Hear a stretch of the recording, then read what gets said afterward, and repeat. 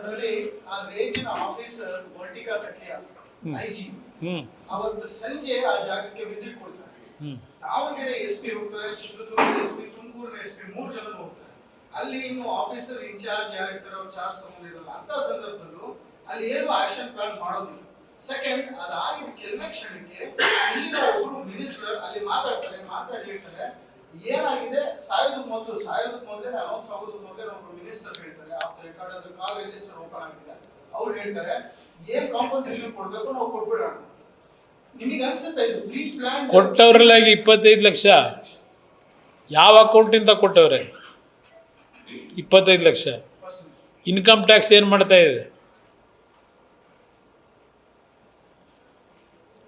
25 ಲಕ್ಷ ಮೂಟೆಯಲ್ಲಿ ತಗೊಂಡೋಗಿ ಕೊಟ್ಟು ಬಂದ್ರಲ್ಲ, ಯಾವ ದುಡ್ಡು ಅದು? ಹಾಂ,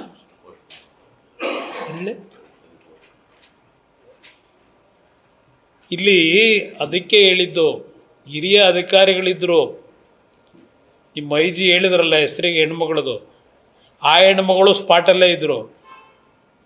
ಯಾರು ಲಾಠಿ ಚಾರ್ಜ್ ಮಾಡೋದನ್ನು ಬೇಡ ಅಂತ ನಿಲ್ಲಿಸಿದ್ದು 144 ಸೆಕ್ಷನ್ ಹಾಕಿ ಅಂತ ತಹಶೀಲ್ದಾರ್ ಆದೇಶ ಮಾಡಾಗಿದೆ. ಯಾತಕ್ಕೆ 144 ಸೆಕ್ಷನ್ ಇಂಪ್ಲಿಮೆಂಟ್ ಮಾಡಲಿಲ್ಲ? ಯಾರು ಚಿತಾವಣೆ ಮೇಲೆ ಮಾಡಲಿಲ್ಲ? ಇದು ಮೊದಲೇ ಪ್ರೀ ಪ್ಲ್ಯಾಂಡ್ ಅಂತಕ್ಕಂಥದ್ದು ಇನ್ನು ಮೇಲ್ನೋಟಕ್ಕೆ ಕಾಣುತ್ತೆ. ಜನಾರ್ದನ್ ರೆಡ್ಡಿ ಅವರ ಮನೆ ಮೇಲೆ 6 ಗುಂಡನ್ನು ಯಾಕೆ ಹಾರಿಸಿದ್ರು? ಗ್ಲಾಸ್ ಯಾಕೆ ಕೊಡಿದ್ರು?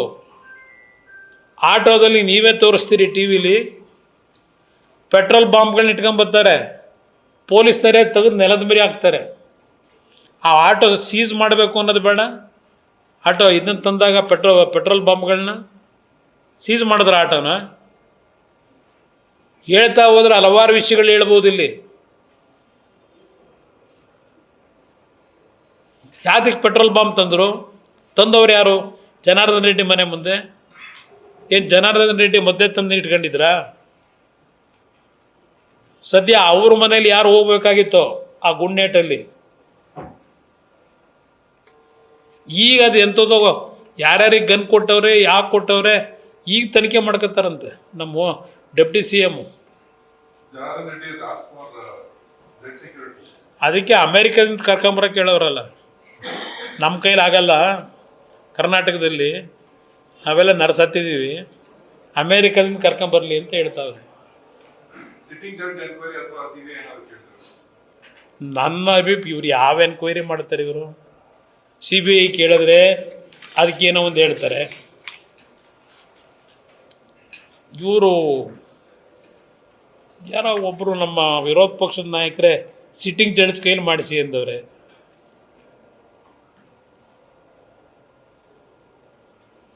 ಅಲ್ಲ ಇದೆಲ್ಲ ಬಿಡಿ, ಸತೀಶ್ ರೆಡ್ಡಿದು ಭರತ್ ರೆಡ್ಡಿದು ಕಾಂಟ್ಯಾಕ್ಟ್ ಅವೆಲ್ಲ ತನಿಖೆಯಲ್ಲಿ ಅವರೆಲ್ಲ ಹೊರಗಡೆ ಇಡಬೇಕಲ್ಲ. ಅವ್ರ ರೈಟ್ ಹ್ಯಾಂಡೇ ಅವರು. ಹಾಂ, ಏನು ಮಾಡ್ತಾರೆ? ಕರ್ನಾಟಕ ರಾಜ್ಯದಲ್ಲಿ ಅವ್ರಿಗೆ ರಕ್ಷಣೆ ಇಲ್ಲ ಅಂದಾಗ ಕೇಂದ್ರ ಗೃಹ ಸಚಿವರಿಗೆ ಪತ್ರ ಬರೆದವ್ರೆ, ರಕ್ಷಣೆ ಕೊಡಿ ಅಂತ ಹೇಳಿ.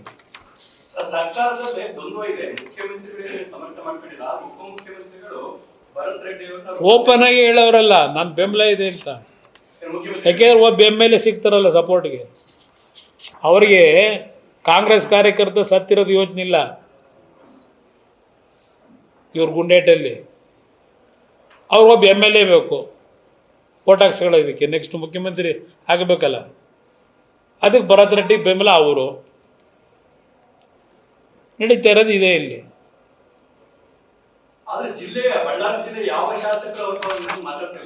ಯಾರು?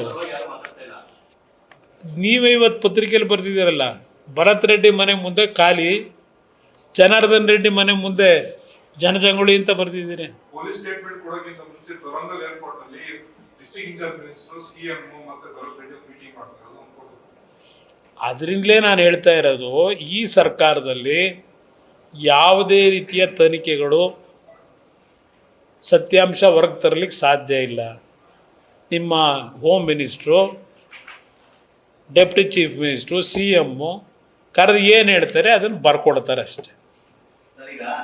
ಈ ಒಂದು ಕಾರ್ಯಕರ್ತನ ಹತ್ಯೆಗೆ ಕಾರಣ ಯಾರು ಮತ್ತೆ ಯಾರು ಹೊಣೆ? ಇನ್ನೊಂದು ಅಧಿಕಾರಿಗಳ ಮೇಲೆ ಕ್ರಮ ಆಗಬೇಕು ಅಂತೀರ, ಉಳಿದ ಅಧಿಕಾರಿಗಳ ಮೇಲೆ. ಈಗ ಅಧಿಕಾರಿಗಳಿಗಿಂತ ಹೆಚ್ಚಾಗಿ ಅಧಿಕಾರಿಗಳ ಮೇಲೂ ಆಗಬೇಕು. ಪ್ರತಿ ತಿಂಗಳು ಪಗಾರ ಎಣಿಸ್ಕೊಂಡು ಇವ್ರು ಹೇಳ್ದಂಗೆ ಕುಣ್ಕೊಂಡು ಕೂತವ್ರಲ್ಲ ಅಲ್ಲಿ, ಅಧಿಕಾರಿಗಳ ಮೇಲೂ ಆಗಬೇಕು. ಯಾರು ಇದಕ್ಕೆ ಮೂಲ ಕಾರಣಕರ್ತರಿದ್ದಾರೆ, ಜನಪ್ರತಿನಿಧಿರಿಗೆ ಯಾರೇ ಇರಲಿ, ಪ್ರಥಮವಾಗಿ ಆಗಬೇಕಾಗಿರೋದು ಅವರುಗಳ ಮೇಲೆ ನನ್ನ ಅಭಿಪ್ರಾಯ ಇದೆ. ನ್ಯೂಸ್ ಫಸ್ಟ್ ನಿರ್ಭೀತಿಯಿಂದ ನಿಮ್ಮ ಪರವಾಗಿ.